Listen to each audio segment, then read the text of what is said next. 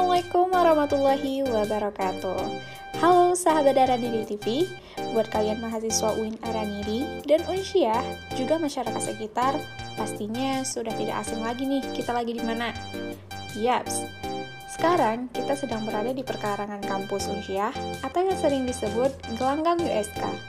Seperti yang kita lihat, di sekitar sini ada penjual-penjual buah yang cocok untuk dibuat rujak nih sahabat Araniri TV. Nah, ini Bu Naili, atau yang sering disapa Bu Li. Bu Li ini sudah berjualan 17 tahun nih sahabat Araniri, dari tahun 2008 sampai saat ini. Wow, lama bukan? Nah, ada fun fact-nya loh sahabat Araniri TV. Sebelum berjualan di perkarangan kampus Unsyah atau sekitaran gelanggang USK, pada tahun pertama jualan, Bu Li ternyata jualan di perkarangan kampus UIN Araniri loh. Akan tetapi, tidak mudah bagi Bu Li dan penjual lainnya untuk mendapatkan lapak berjualan yang aman.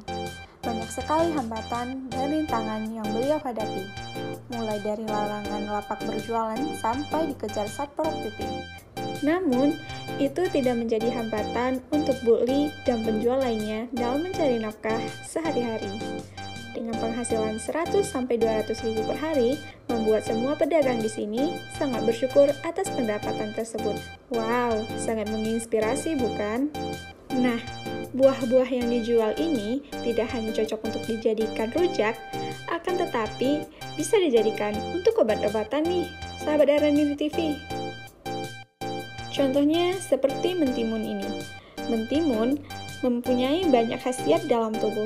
Salah satunya melancarkan pencernaan, menguatkan tulang, mengontrol gula darah, menjaga kesehatan jantung, dan masih banyak lainnya.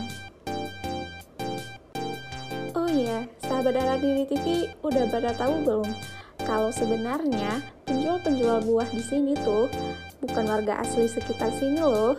Ternyata beliau-beliau ini berasal dari daerah lain, seperti Krung Raya.